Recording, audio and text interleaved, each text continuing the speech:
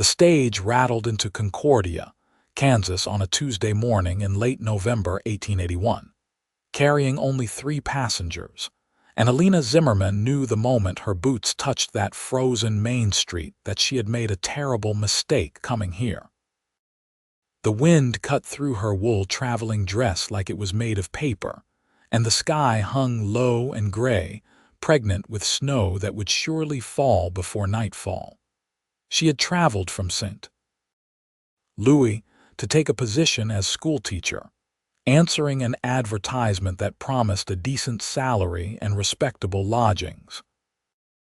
What the advertisement had failed to mention was that Concordia sat on the windswept Kansas prairie where winter arrived early and stayed late, where the cold seeped into your bones and made you question every decision that had brought you to such a God-forsaken place. Elena pulled her shawl tighter and surveyed the town with growing dismay. Concordia was smaller than she had imagined, just one main street lined with false-fronted buildings that looked like they might blow away in a strong gust. A general store, a saloon, a church with a modest steeple, a bank that seemed far too grand for such a humble settlement, and various other establishments that blurred together in the gray morning light. Horses stood hitched to posts, their breath making clouds in the frigid air, and a few townspeople hurried along the wooden sidewalks with their heads down against the wind. "Miss Zimmerman." A woman's voice cut through the cold, and Elena turned to see a plump, middle-aged lady bundling toward her, wrapped in so many layers she resembled a walking quilt. "I am Mrs. Thornton, head of the school board. Welcome to Concordia." Elena managed a smile despite her chattering teeth. "Thank you for meeting me. Let us get you inside before we both freeze solid," Mrs. Thornton said, taking Elena's arm with surprising strength. "Your lodgings are ready at the boarding house. It is not fancy, but Mrs. Crawford keeps a clean establishment and sets a good table. You will meet the children tomorrow. School starts at 8 o'clock sharp." They hurried down the sidewalk, Elena's trunk being hauled behind them by a boy Mrs. Thornton had summoned with a sharp whistle. The boarding house sat at the far end of town, a 2-story structure painted white with green shutters. Smoke curled invitingly from the chimney, and Elena felt her spirits lift slightly at the prospect of warmth. Mrs. Crawford proved to be a thin, stern-faced woman who showed Elena to a small room on the 2nd floor with minimal conversation. The room contained a narrow bed, a washstand, a small wardrobe, and a window that looked out over the prairie stretching endlessly to the north. It was clean and adequate, nothing more. Elena had hoped for more, but she was learning quickly that hope and reality often diverged dramatically on the Kansas frontier. That first week passed in a blur of new faces, new routines, and bitter cold. The schoolhouse was a 1-room building that required constant feeding of the pot-bellied stove to maintain even a marginally comfortable temperature. Elena taught 15 children ranging in age from 6 to 14, farm children mostly, with work-roughened hands and serious eyes. They were polite and attentive, hungry for learning in a way her students back in St. Louis had never been. On Friday afternoon, as Elena was dismissing the children for the day, the door opened and a man stepped inside, bringing a gust of frigid air with him. He was tall and lean, with dark hair that fell nearly to his collar and eyes the color of a winter sky. He wore a sheepskin coat and worn denim pants tucked into scuffed boots, and he carried his hat in his hands with an almost courtly gesture. "Afternoon, madam," he said, his voice a low rumble that seemed to resonate in the small space. "I am Xander Kincaid. My sister Sarah is one of your students." Elena recognized the name. Sarah Kincaid was a bright 10-year-old girl with braids the color of wheat and a quick smile. "Yes, of course." "Sarah is a wonderful student. Is something wrong?" "No, madam, nothing wrong. I just wanted to introduce myself and let you know that if you need anything at all, you can send word out to our place. We are about 5 miles north of town, the Kincaid Ranch." He paused, turning his hat in his hands. It can be hard, coming to a new place, especially this time of year. Folks around here look after each other. I wanted you to know we will look after you too. Something in his earnest tone and the straightforward kindness in his eyes made Elena's throat tighten unexpectedly. She had been so focused on maintaining her composure, on appearing capable and self-sufficient, that she had not realized how lonely she had been. "That is very kind of you, Mr. Kincaid," she managed. "I appreciate it." He nodded, settled his hat back on his head, and left without further conversation. But Elena found herself watching through the window as he mounted a dappled gray horse and rode north out of town, sitting easy in the saddle with the unconscious grace of someone who had spent more time on horseback than on foot. The first snow came that night, just a dusting that covered the brown prairie grass and made everything look clean and fresh. Elena woke to a transformed world, beautiful in its starkness, but the beauty came with a price.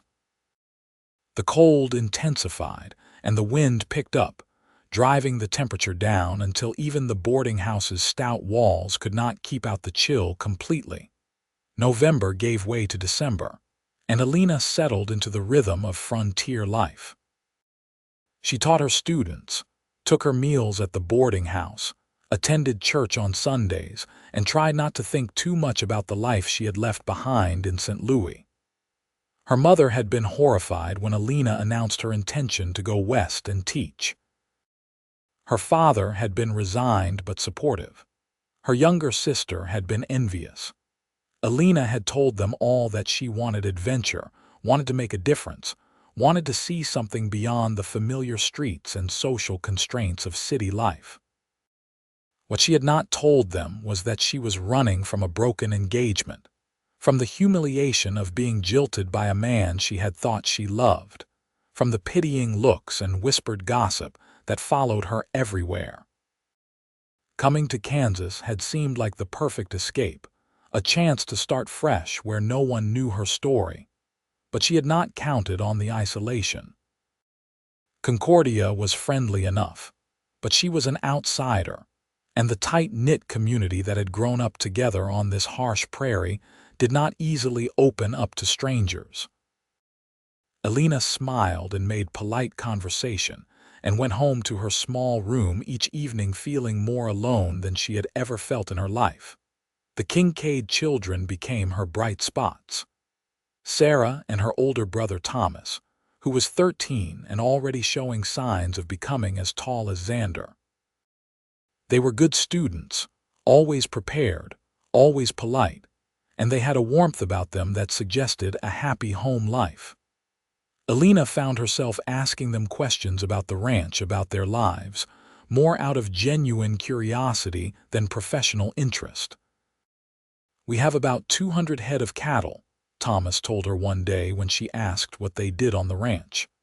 "Pa built the place up from nothing before he died 5 years back. Now Xander runs it. He is the best horseman in the county, maybe in all of Kansas. He can rope and ride anything." "Thomas thinks Xander hung the moon," Sarah added with the fond exasperation of a younger sibling. "But he is good. He works real hard.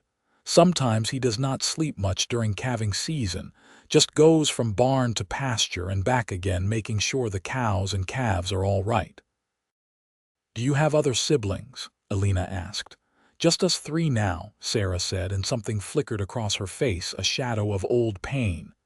"We had a baby brother, but he died when he was 2. Fever took him. That was before Pa died." "I am sorry," Elena said softly, and meant it. The weeks passed, and Elena found herself looking forward to seeing the Kincaid children each day more than she cared to admit. And if she also found herself glancing out the window on Friday afternoons around the time Xander usually came to collect them, well, that was her own business.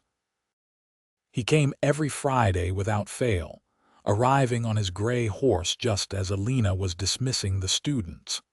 He always tipped his hat to her, always asked how the children were doing, and sometimes he lingered for a few minutes of conversation. Elena learned that he was 26 years old, that he had been running the ranch alone since their father's death, that he had turned down several offers of marriage from local girls, because he was too busy keeping the ranch afloat to think about courting.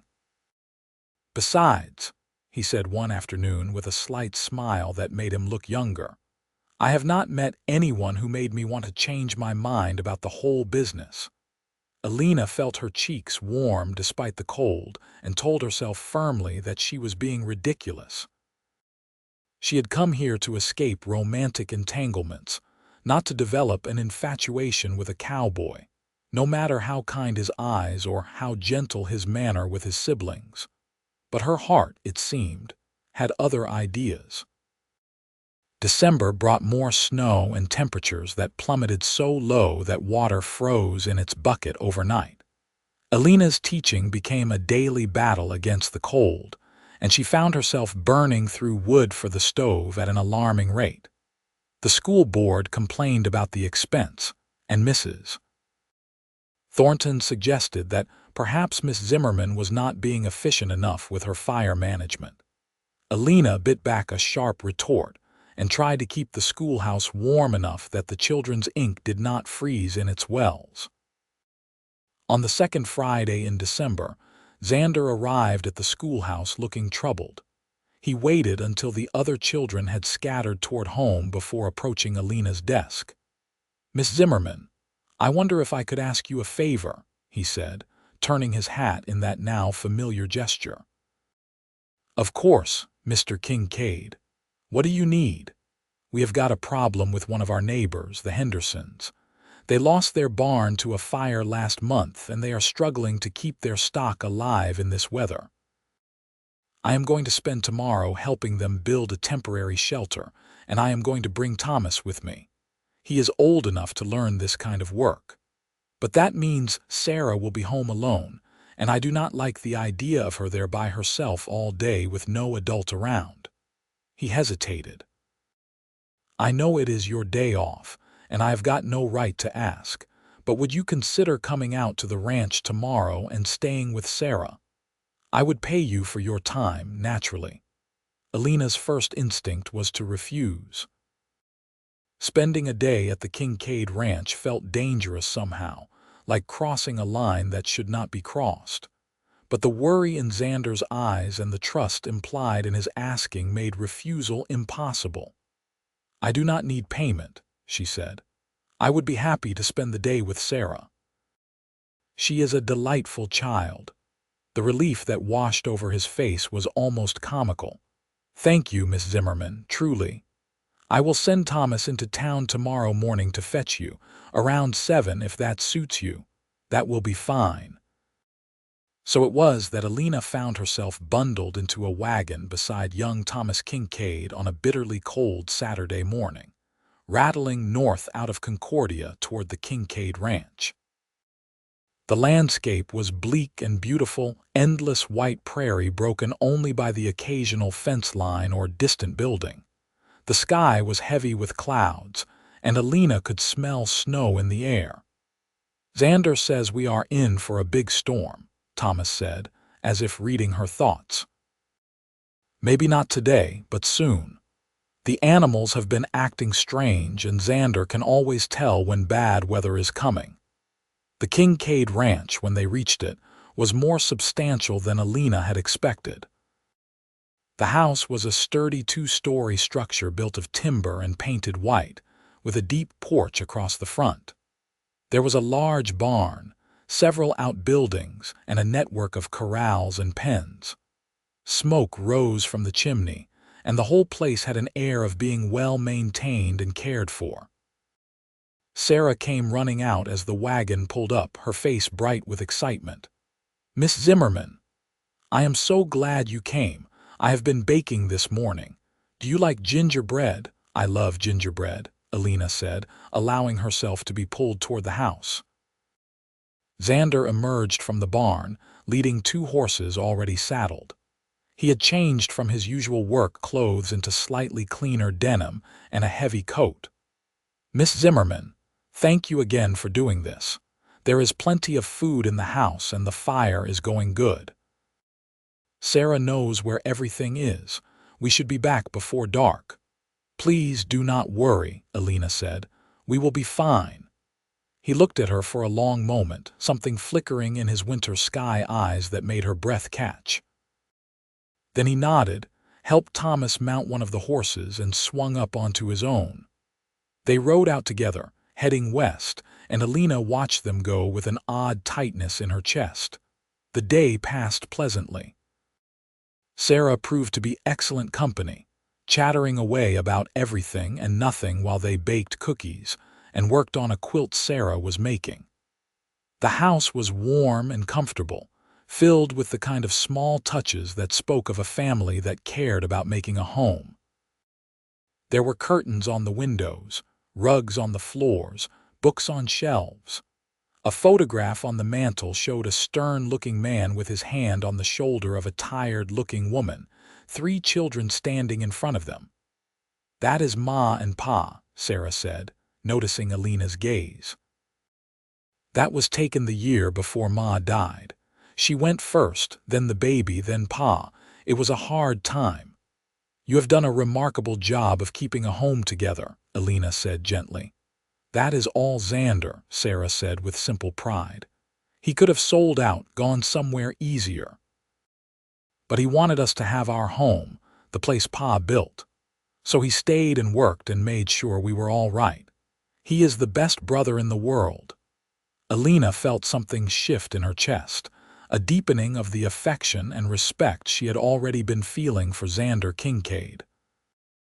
The afternoon wore on, and the light began to fail.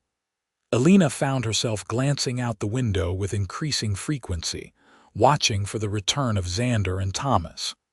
The wind had picked up, and snow had begun to fall, small hard flakes that rattled against the windows. When the 2 riders finally appeared, it was nearly full dark, and the snow was coming down steadily. They put the horses in the barn and came stamping into the house, bringing cold air and the smell of snow with them. "It is getting bad out there," Xander said, pulling off his gloves and flexing his fingers near the stove. "Started about an hour ago and just kept building. Thomas, go get washed up for supper."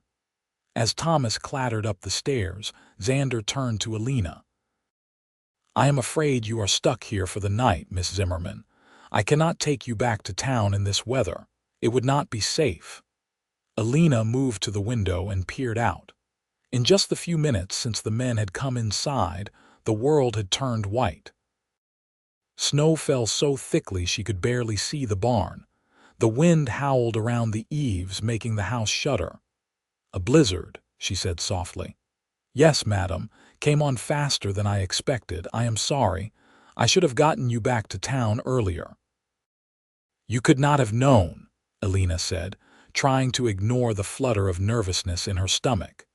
Staying overnight, unchaperoned, in the home of a single man would cause talk.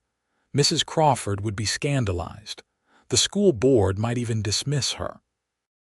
But there was nothing to be done about it now. "I will be fine. Sarah and I will share a room and no one need know the circumstances." Something flickered across Xander's face, an expression Elena could not quite read. "People will know. This is a small town." "But I give you my word, Miss Zimmerman, your reputation is safe here. I will not let anyone think poorly of you because of circumstances beyond your control." The sincerity in his voice made Elena's throat tighten. "Thank you, Mr. Kincaid." "Xander," he said softly. "If we are going to be snowed in together, you might as well call me Xander."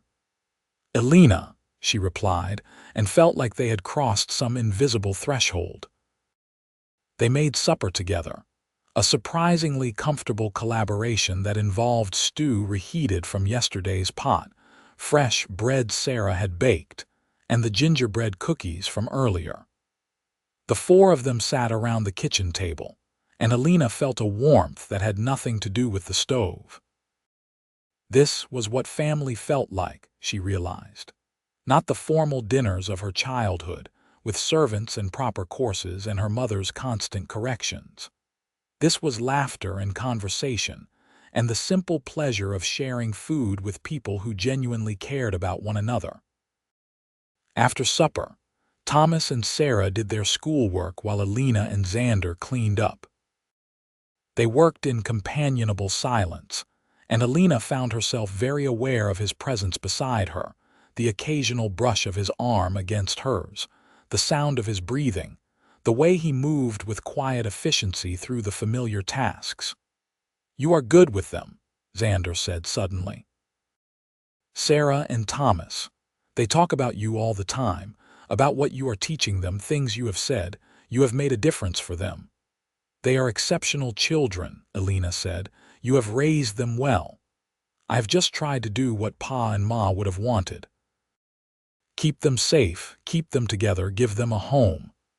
He was quiet for a moment. "It has not been easy. There have been times I thought about selling out, moving to town where life would be simpler. But this ranch is their legacy. It is all they have left of our parents. I could not take that from them." "That is a heavy burden for one person to carry," Elena said softly. "Some burdens are worth carrying." He turned to look at her, and in the lamplight his eyes were very blue. "You understand that, I think. You came all the way out here to teach children who need you. That is its own kind of burden." Elena looked away, uncomfortable with the perception in his gaze. "I came because I needed a fresh start," she admitted. "I was running away as much as running toward anything." "What were you running from?" The question was gentle, not prying, and Elena found herself wanting to answer. "A failed engagement. A man who decided I was not enough for him after all. The humiliation of being left standing before my entire social circle looking like a fool." "Then he was the fool," Xander said with quiet conviction. "Any man who would let you go is not worth your tears." Elena felt something crack open inside her chest, some carefully protected place that she had kept locked since the day her fiancé had told her he was marrying someone else. "I have not cried about it," she said, and was horrified to feel tears prick at her eyes even as she spoke. "I have been too angry to cry." "Anger is safer than grief," Xander said. "I know. I was angry for a long time after Pa died. Angry at him for leaving us, angry at God for taking him, angry at the whole world. But anger is just grief that has not had anywhere to go." A tear spilled down Elena's cheek, and she brushed it away impatiently. "I am sorry. This is inappropriate. I should not be burdening you with my troubles." "Elena." He said her name like it was something precious. "You are not a burden, and your feelings are not inappropriate. They are human." She looked up at him, and what she saw in his face made her breath catch. Not pity, but understanding. Not judgment, but acceptance. And something else, something that made her heart begin to race. The moment stretched between them, fragile and charged, until Sarah's voice broke the spell. "Miss Zimmerman, can you help me with this arithmetic problem?" Elena pulled herself together and went to help Sarah, but she remained intensely aware of Xander for the rest of the evening. The way he read aloud to Thomas from a book about Western explorers. The way he banked the fire for the night with practiced hands. The way his eyes followed her when he thought she was not looking. That night, Elena lay beside Sarah in the girl's narrow bed, listening to the howl of the wind and the rattle of snow against the window. The storm had intensified, becoming the kind of blizzard that settlers told stories about, the kind that killed cattle and trapped people in their homes for days. She should have been worried about her reputation, about what Mrs. Crawford would say, about whether the school board would terminate her position. But instead, she found herself thinking about the way Xander had said her name, about the understanding in his eyes, about the feeling of rightness she had felt sitting around his kitchen table. She was falling in love with him. The realization should have terrified her, should have sent her scrambling for her carefully maintained defenses. Instead, it felt like coming home. Morning brought no respite from the storm. If anything, the blizzard had intensified overnight. Snow had drifted against the house in great white waves, and the wind shook the windows in their frames. Visibility was measured in feet, not yards. There would be no going anywhere today. Xander was up before dawn, bundling into his heaviest coat to fight his way to the barn to care for the animals. Elena watched him go with her heart in her throat, barely able to see him once he was 10 feet from the house. Thomas wanted to go help, but Xander forbade it. "Too dangerous," he said firmly. "I want you here keeping the fires going and looking after the women." Thomas puffed up with pride at being given such responsibility, and Elena hid a smile. Xander knew exactly how to manage his younger brother. The day passed slowly, the four of them trapped in the house while the storm raged outside. They played games, read books, and Elena helped Sarah with her needlework while Thomas practiced his letters. Xander worked on mending tack, his strong hands moving with surprising delicacy as he stitched torn leather. "How long do these storms usually last?" Elena asked as they prepared a simple lunch. "Hard to say. Could be another day, could be 3. We have got plenty of food and wood, so we will be all right." He paused. "You are worried about your reputation." It was not a question.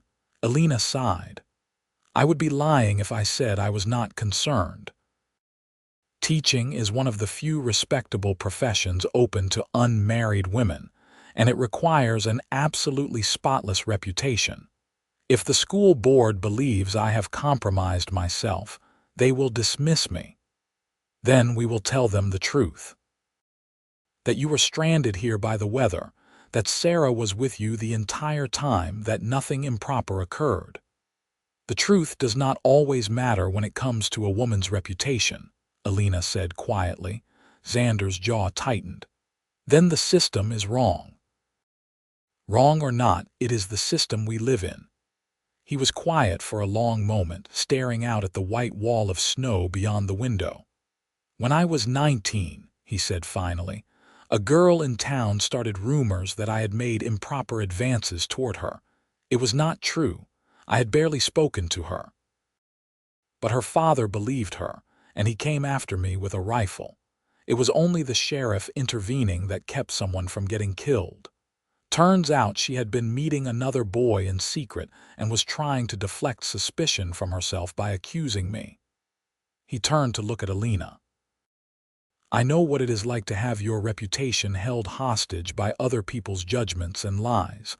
I will not let that happen to you if I can help it." Elena felt warmth spread through her chest. "Thank you," she said softly. The afternoon wore into evening, and the storm showed no signs of abating. They made supper together again, and afterward, Xander taught Thomas and Sarah a card game while Elena watched, laughing at their competitive banter. The house felt like a warm haven against the fury of the storm, a small island of light and life in a frozen world. That night, lying once again beside Sarah, Elena listened to the wind and thought about the strange turns her life had taken. 3 months ago, she had been in St.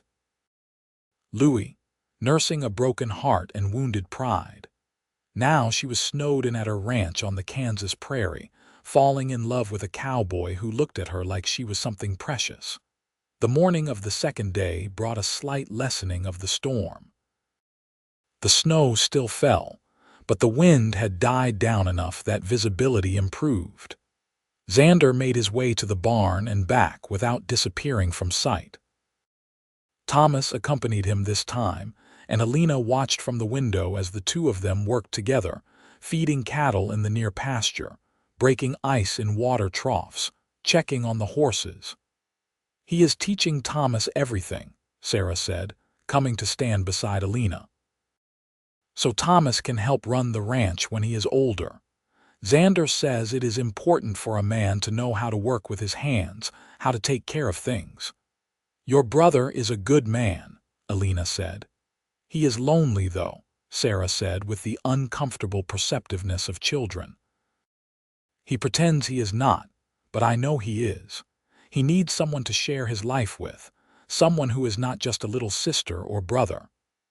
Elena felt her cheeks warm and was grateful that Sarah was looking out the window rather than at her. The third day dawned clear and bright, the storm having blown itself out during the night. The world was transformed into a landscape of white and blue, pristine snow glittering under a cloudless sky. It was breathtakingly beautiful and utterly impassable. The drifts in some places were taller than a man, and the road to town had vanished entirely under a blanket of white. Could be a week before the roads are clear enough for wagon travel, Xander said over breakfast. But I can get you back to town today on horseback if you need to go. The horse can navigate through the drifts better than a wagon. Elena thought about Mrs. Crawford, about the school board, about the whispers that would already be starting. Then she thought about leaving this warm house, these kind people, this man who had somehow worked his way into her heart. I should go back, she said reluctantly.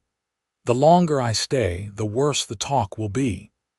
I will take you after we finish eating, Xander said, and something in his tone made her look up. He was watching her with an intensity that made her pulse quicken. Thomas, Sarah, I need you to clear the snow from the porch and make sure the chickens have access to food and water. I can do that later, Thomas protested. I want to help you get Miss Zimmerman back to town. Now, please, Xander said, in a tone that brooked no argument. The children exchanged glances but obeyed, bundling into their coats and heading outside. As soon as the door closed behind them, Xander turned to Elena. I need to tell you something before you go, he said. And I know it is not proper, and I know you probably do not want to hear it, but if I do not say it now, I might never get another chance. Elena's heart began to pound. Xander, I prayed the snow would make you stay longer, he said in a rush. When the storm started, when I realized you would be stuck here, I thanked God for it. I know that makes me selfish. I know it puts your reputation at risk, but I could not help it. These last 3 days having you here, it has felt right in a way nothing has felt right since before my parents died.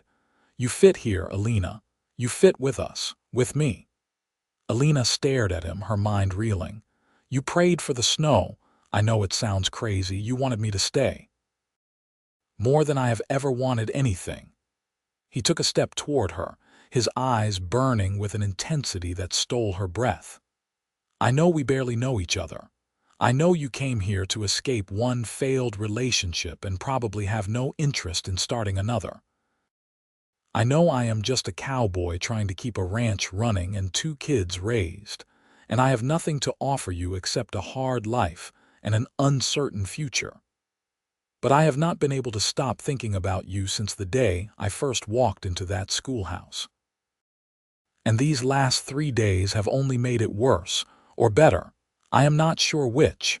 Xander, Elena whispered and found she could not say anything else. Her throat had closed with emotion. You do not have to say anything, he said quickly. I just needed you to know. Needed you to understand that whatever talk there is in town, whatever consequences you face, it matters to me. You matter to me. And if there is any way I can make this right, I will. Elena crossed the space between them before she could think better of it, closing the distance until she stood so close she could feel the warmth radiating from his body. You prayed for the snow, she said again, and this time there was wonder in her voice. Every hour of that first day, he admitted. Even though I knew it was wrong, even though I knew it would cause you trouble, I could not help myself. I am glad you did, she said softly, because these last 3 days have been the happiest I have had since I came to Kansas. Maybe the happiest I have had in years, Being here with you, with Sarah and Thomas, it has felt like home in a way nowhere else ever has. Hope kindled in his eyes. Elena, I have been so scared, she continued, the words spilling out now that she had started. Scared of being hurt again, scared of trusting someone, scared of wanting something I might not be able to have. But you make me want to be brave. You make me want to try again. Are you saying? I am saying that I have feelings for you too, strong feelings. Feelings that probably are not appropriate given how short a time we have known each other, but I cannot seem to help them. She laughed shakily. Apparently neither of us is very good at propriety.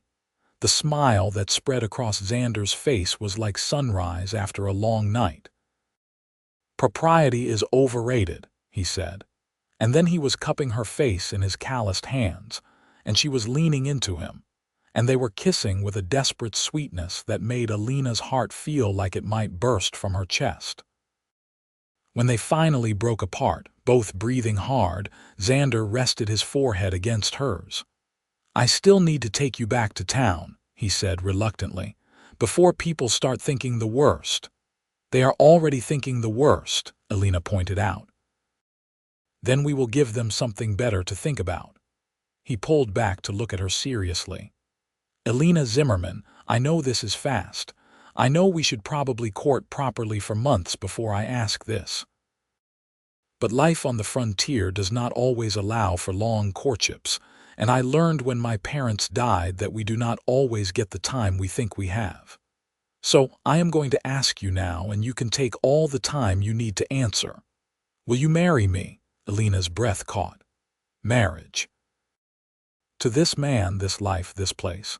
It was everything she had not known she wanted, everything she had been afraid to hope for. Yes, she said, and watched joy transform his face. Yes, Xander Kincaid, I will marry you. He kissed her again, long and deep, and Elena felt like she was flying. When they finally broke apart, both grinning like fools, they could hear Thomas and Sarah arguing on the porch about the best way to clear snow. We should tell them, Elena said. They are going to be insufferable about it, Xander warned. Sarah has been dropping hints about how nice it would be to have a woman around the house permanently since the day I first mentioned you. She is a wise child, Elena said, and Xander laughed, the sound rich and warm. They called the children inside and told them the news.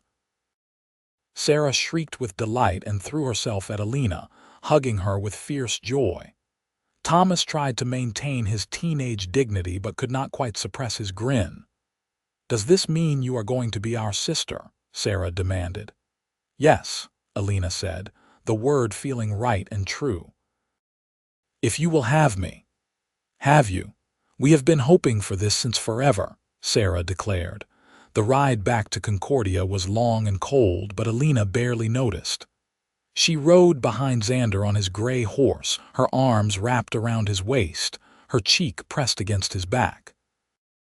They talked about everything and nothing, making plans, sharing dreams, learning each other's stories.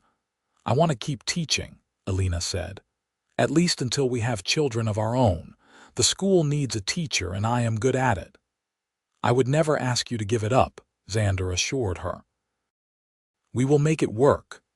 And I want to help with the ranch. I do not know anything about cattle or horses, but I can learn. You are going to fit in just fine, Xander said warmly. As they had predicted, the town was abuzz with talk when they arrived. Mrs. Crawford met them at the boarding house door with pursed lips and a lecture about propriety. But before she could really get started, Xander interrupted. Mrs. Crawford, I want to inform you that Miss Zimmerman has agreed to become my wife. She was stranded at my ranch by the storm, with my sister present as chaperone the entire time. Nothing improper occurred, and I will thank you and anyone else to remember that when you speak of her. Mrs. Crawford's mouth fell open. Married, but you barely know each other. We know enough, Elena said, moving to stand beside Xander. The wedding will be as soon as the minister can arrange it. Word spread through Concordia like wildfire.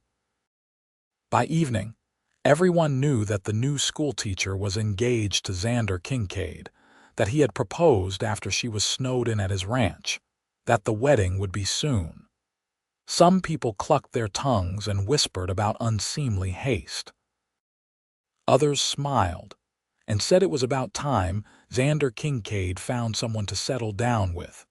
Mrs. Thornton summoned Elena to a meeting with the school board. Elena went prepared to defend herself, prepared to argue for her position, prepared if necessary to resign. But to her surprise, the board was more interested in practical matters than moral judgments. "We cannot have you teaching once you are married," Mrs. Thornton said. "It is against board policy. Married women should be focused on their homes and families, not teaching other people's children." Elena felt anger rise in her throat but forced it down. "I understand.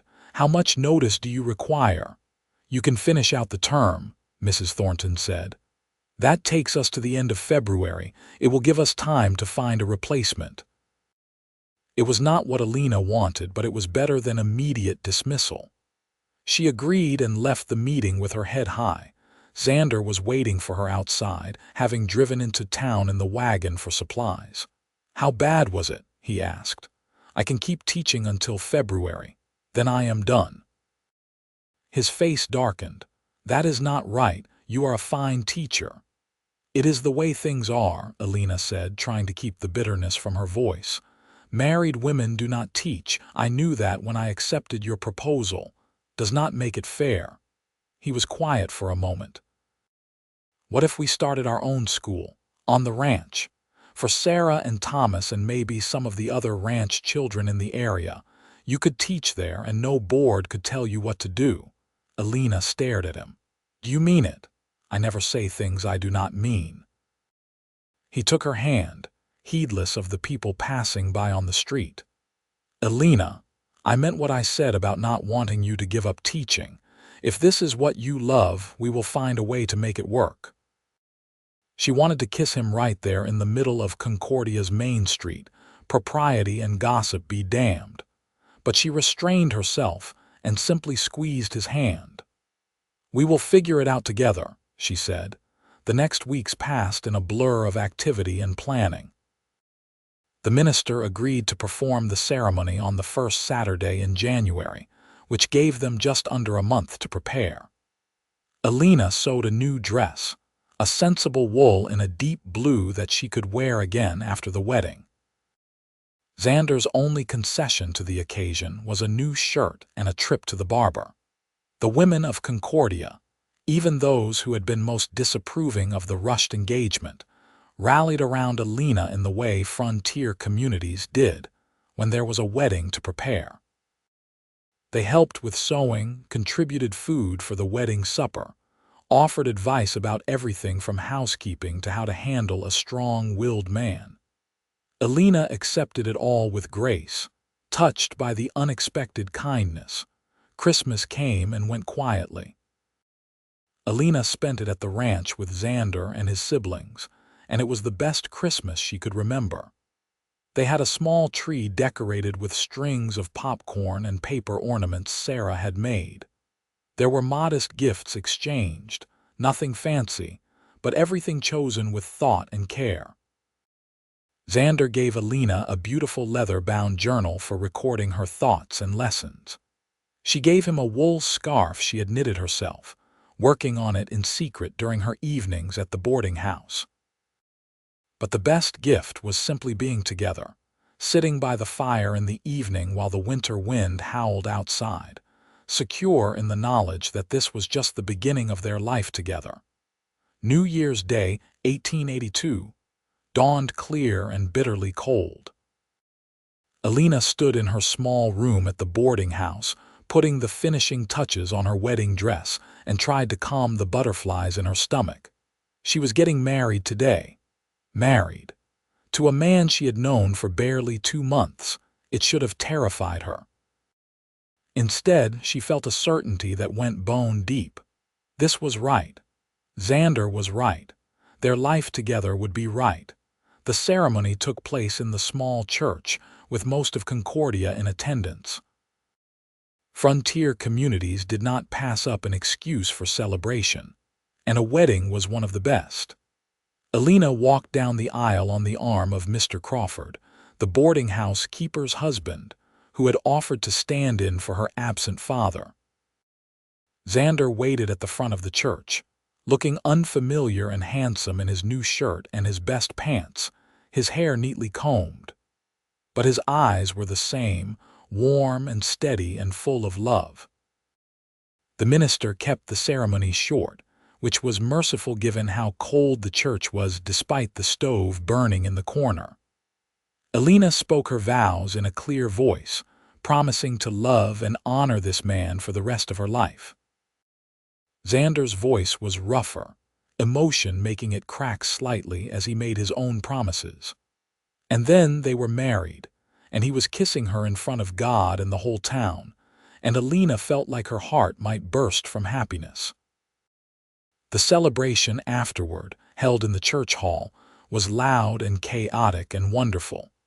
There was food brought by every family in attendance, more than they could possibly eat.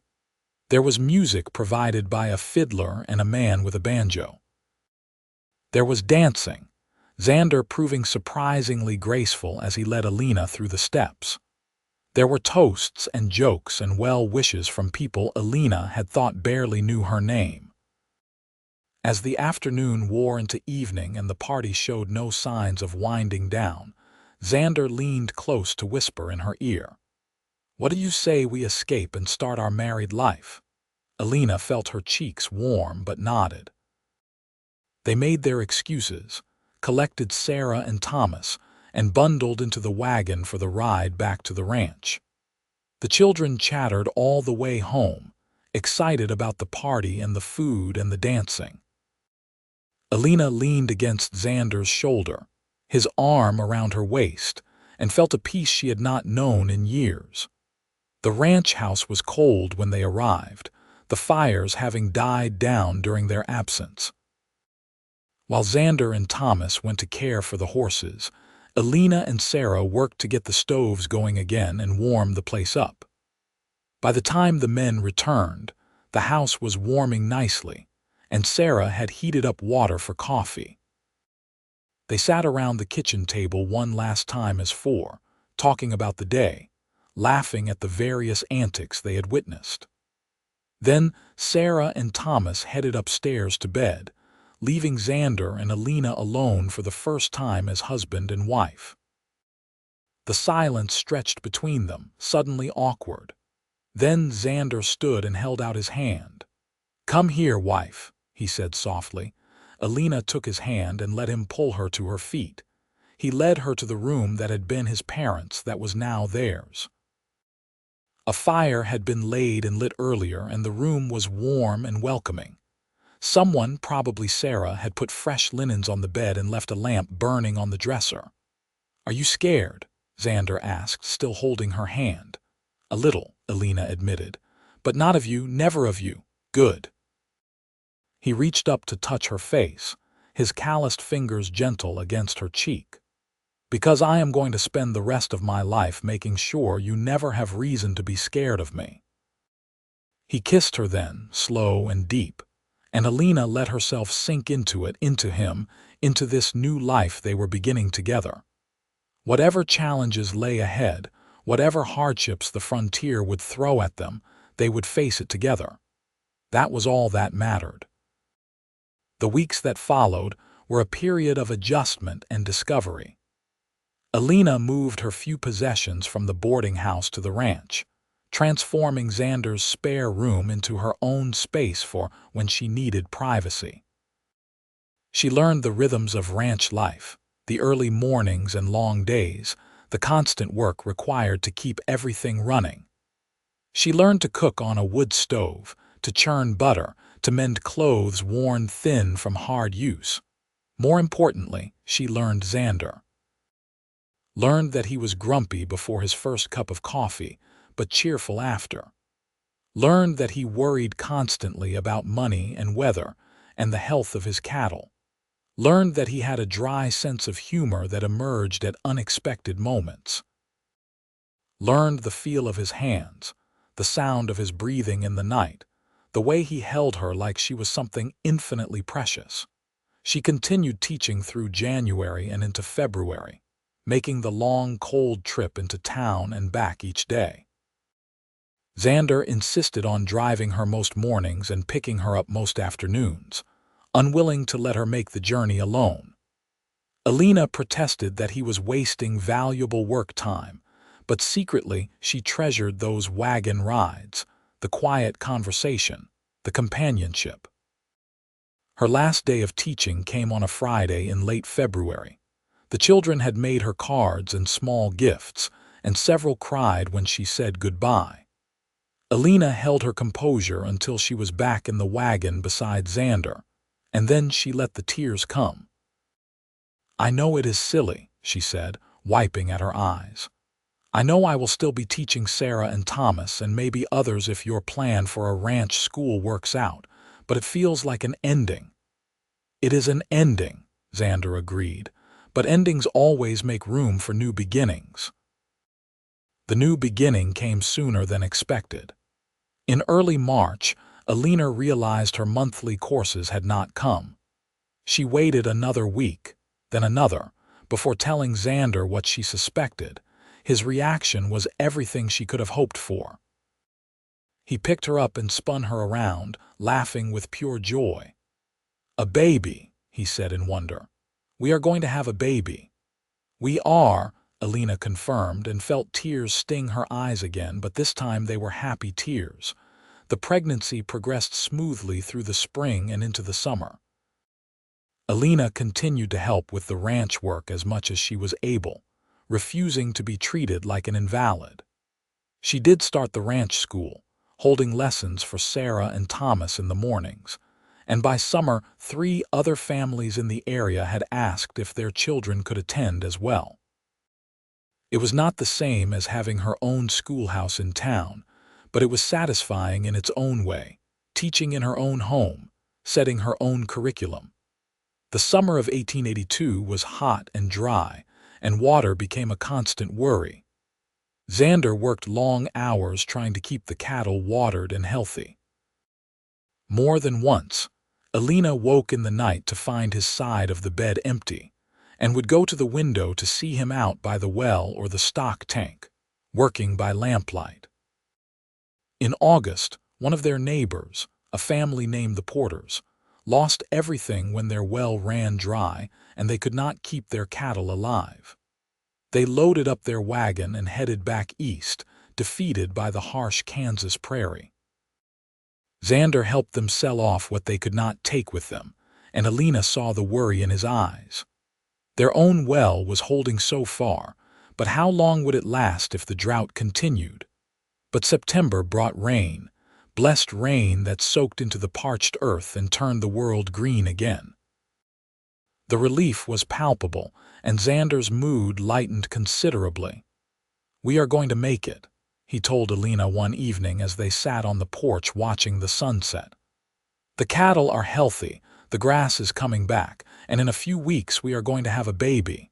We are going to make it." Elena leaned against his shoulder, her hand resting on her swollen belly. "Yes," she agreed. "We are." The baby came on a cool October morning, arriving with the dawn in a flurry of activity and pain and finally, overwhelming joy. Xander stayed with Elena through the whole ordeal, holding her hand, wiping her brow, murmuring encouragement. When the midwife finally placed the squalling infant in Elena's arms, he had tears streaming down his face. "A boy," the midwife announced. "A fine, healthy boy." They named him Jacob Matthias Kincaid, after both of their fathers. He had a healthy set of lungs and a temper to match, but Elena had never seen anything so beautiful as her son's tiny face. Xander held him with a gentleness that belied his rough rancher's hands, looking at the baby with such naked love that Elena felt her heart might overflow. Sarah and Thomas were enchanted with their nephew, competing to hold him and help care for him. The house that had been so quiet when it was just Xander and his siblings was now filled with the sounds of a baby, crying and cooing and making his presence known. That first winter with Jacob was exhausting but wonderful. Elena was constantly tired, constantly busy, but happier than she had ever been. Watching Xander with their son, seeing his patience and tenderness, only deepened her love for him. The ranch school continued, with Elena teaching in the mornings when she could and Xander taking over when she needed to rest or care for Jacob. It was not traditional, but it worked for them. The children seemed to benefit from having two teachers with different strengths. Elena focused on reading and writing and arithmetic. Xander taught practical skills like tracking, animal husbandry, and basic veterinary care. The years began to pass, each one bringing its own challenges and triumphs. In 1883, a hard winter killed off some of their cattle, but they survived. In 1884, a wildfire threatened the ranch, but Xander and the other men from nearby ranches managed to control it before it did serious damage. In 1885, Jacob was joined by a baby sister they named Lily Rose, a sweet-tempered child who seemed to bring sunshine wherever she went. Through it all, Elena and Xander's love for each other only deepened. They had their disagreements, of course. Elena thought Xander took too many risks with the ranch finances. Xander thought Elena pushed herself too hard between teaching and caring for the children. But they always worked through their differences, always came back to the fundamental trust and respect that formed the foundation of their marriage. Sarah grew into a beautiful young woman and eventually married a neighboring rancher's son, a good man who treated her with the kindness and respect she deserved. Thomas, as he got older, became increasingly valuable to the ranch operation, until by his 18th birthday he was as capable as Xander at most tasks. He showed no interest in leaving, content to stay and help build the Kincaid ranch into something substantial. The ranch school flourished, eventually serving 8 families in the area. Elena hired a young woman to help her with the teaching, allowing her to focus more on the younger children while the assistant handled the older students. It was everything Elena had hoped for when she first came west, a chance to make a real difference in children's lives. By 1890, the Kincaid Ranch was one of the most successful operations in the county. The herd had grown from 200 to nearly 500 head. They had built a new, larger barn and added several more corrals. The house had been expanded to accommodate their growing family, which now included 4 children, with Jacob followed by Lily, then another son they named Daniel, and finally a daughter they called Rose. One evening in late November, almost exactly 9 years after the blizzard that had changed both their lives, Elena stood on the porch watching the sunset paint the prairie in shades of gold and crimson. Xander came up behind her, wrapping his arms around her waist and resting his chin on her shoulder. "What are you thinking about?" he asked. "That blizzard," Elena said. "The one that stranded me here. Do you remember, Elena? I think about that storm all the time. Best thing that ever happened to me. You really did pray for it, did you not?" "Every hour of every day it snowed," Xander confirmed. "I prayed the snow would make you stay longer, and when it did, I thanked God with every breath." Elena turned in his arms to face him. There were lines around his eyes now that had not been there 9 years ago, and silver threading through his dark hair. But his eyes were the same, still that clear winter blue, still looking at her like she was the most important thing in his world. "I am glad you prayed," she said. "I am glad the snow kept me here. I am glad for every single moment that brought us to this place." "No regrets?" Xander asked, though his tone suggested he already knew the answer. "Not a single one." Elena reached up to touch his face. Coming here was supposed to be about running away, about escaping a life I did not want anymore, but it turned out to be about running toward something instead, toward you, toward this life, toward home." "Home," Xander repeated and smiled. "Yes, that is exactly what this is." He kissed her as the sun sank below the horizon and the first stars appeared in the darkening sky.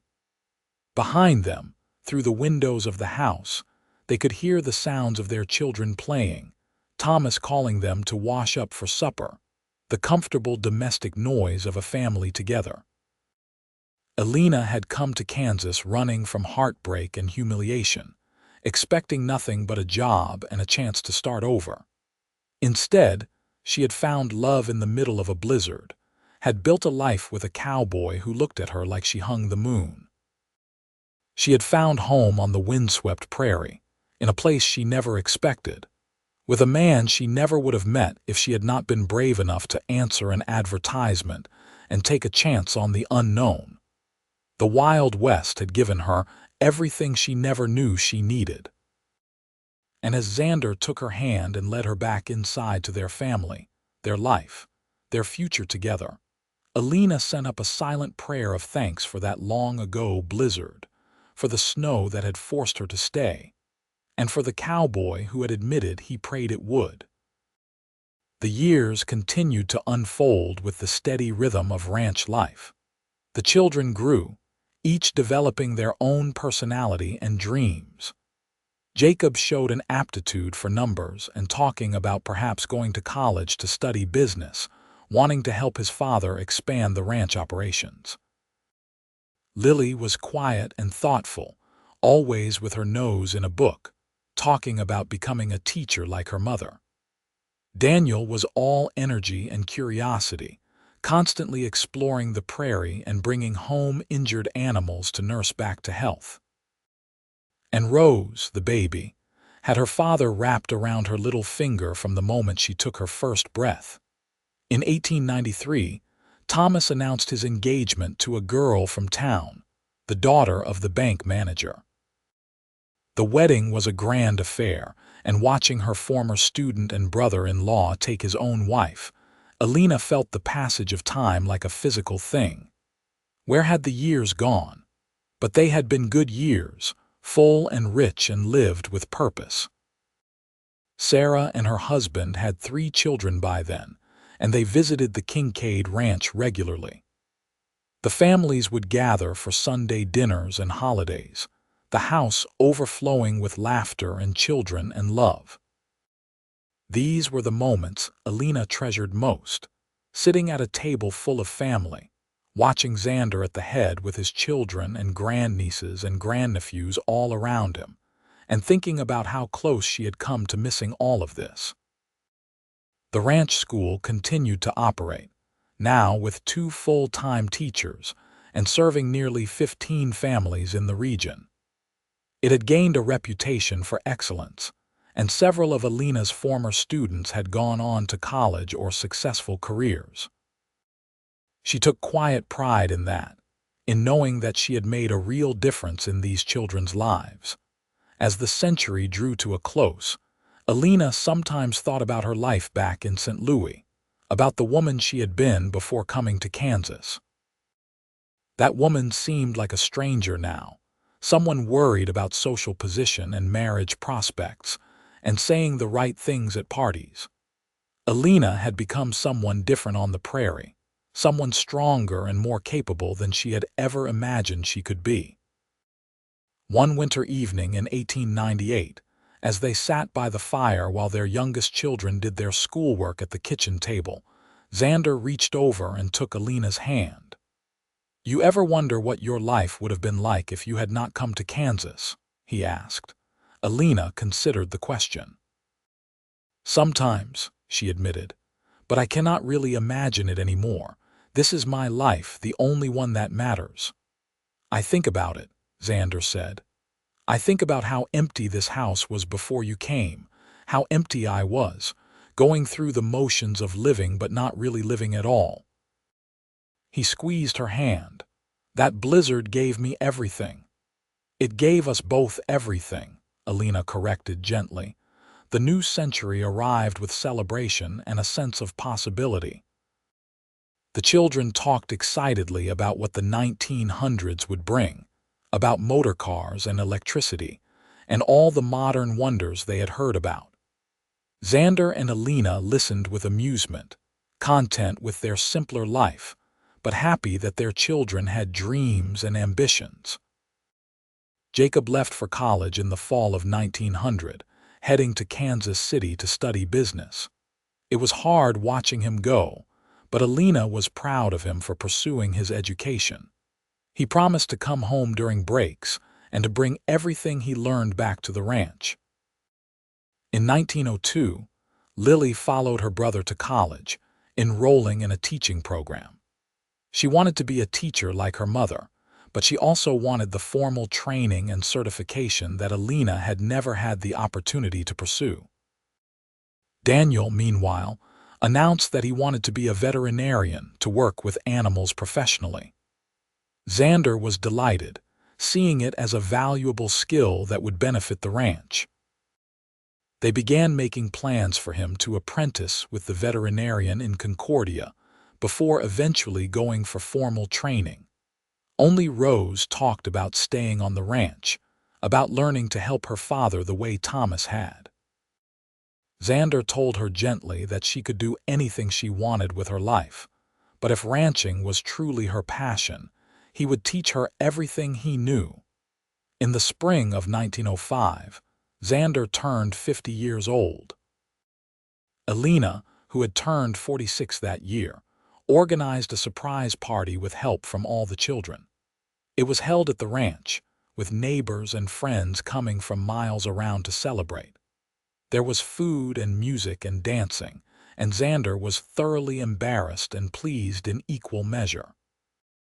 As Elena danced with her husband under the stars, she thought about how far they had come from that snowy day in 1881 when a blizzard had trapped her at his ranch.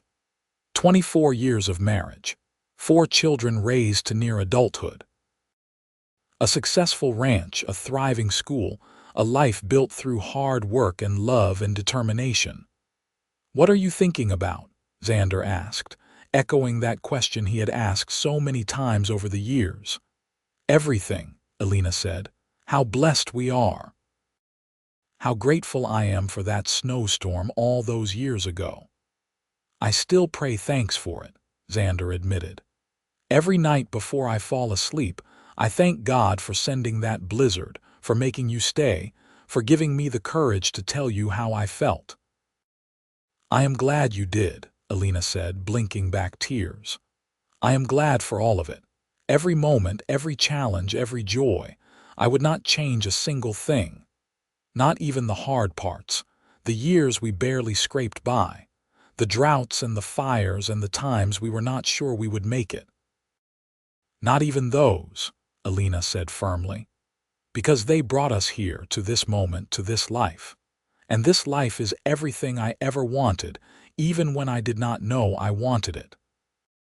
Xander pulled her closer, and they danced in the warm spring evening, surrounded by family and friends, their children and grandchildren, the life they had built together on the Kansas prairie. The years that followed were gentler, with fewer crises and more contentment. Jacob returned from college and began helping his father with the business side of the ranch, implementing new bookkeeping systems and finding better markets for their cattle. Lily came home during summer breaks to help with the ranch school, bringing new teaching methods she had learned. Daniel began his veterinary training, spending his days learning to care for the animals that were so essential to ranch life. Rose, true to her word, stayed home and learned ranching from her father. She proved to have a natural aptitude for it, able to read the weather and the animals with an instinct that could not be taught. Xander said she reminded him of himself at that age, fearless and determined. In 1908, Jacob married a young woman from Kansas City, a lawyer's daughter who had grown up in society but who fell in love with the ranching life. She fit into the Kincaid family as if she had always been there, and Elena welcomed her with open arms. Lily married a fellow teacher in 1910, a man who shared her passion for education and her gentle spirit.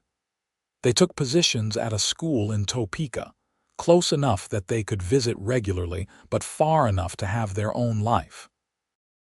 As their children married and started their own families, Elena and Xander found themselves with grandchildren to spoil and more time to focus on each other. They took long rides across the prairie, just the two of them, talking about everything and nothing. They sat on the porch in the evenings, watching the sunset and holding hands like teenagers. They celebrated anniversaries and birthdays and ordinary days with the kind of appreciation that came from knowing how precious time was. In the fall of 1912, the family gathered at the ranch to celebrate Xander and Elena's 30th wedding anniversary. The house was bursting with people, 3 generations of Kincaids and the extended family that had grown up around them. There were toasts and tears and laughter, and Elena stood at Xander's side feeling like the luckiest woman alive. 30 years, Xander said in his speech, his voice rougher with age but still strong. 30 years since a blizzard trapped the most beautiful woman I had ever seen at my ranch, and I took the chance to tell her how I felt. Best decision I ever made. Elena, you have given me everything. A family, a home, a reason to wake up every morning with gratitude.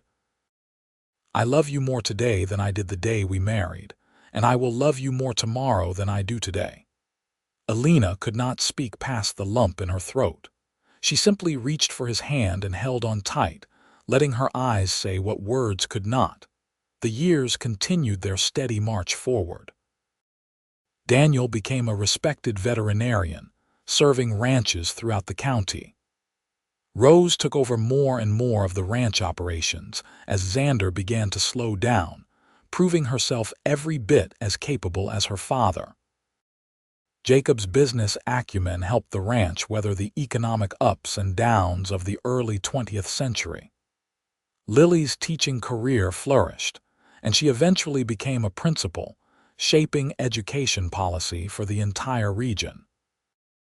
The ranch school, which had started as Elena's dream of continuing to teach after marriage, had grown into an institution that served the community in ways she had never imagined. By 1915, it had expanded to include upper grades and offered courses that prepared students for college. Elena had long since handed over most of the teaching duties to younger educators, but she still came by regularly to read to the youngest children and offer advice to the teachers. In the spring of 1920, Concordia organized a celebration in honor of Elena's 40 years of service to education in the region. It was held in the same church where she and Xander had been married, and it seemed like the entire county turned out. Former students, some of them now parents themselves, stood up to talk about how she had changed their lives. The mayor presented her with a plaque. The local newspaper ran a long article about her contributions to the community. But the moment that meant the most to Elena was when Xander stood up to speak. He was 65 years old now, his hair more silver than dark, his face weathered by decades of Kansas sun and wind.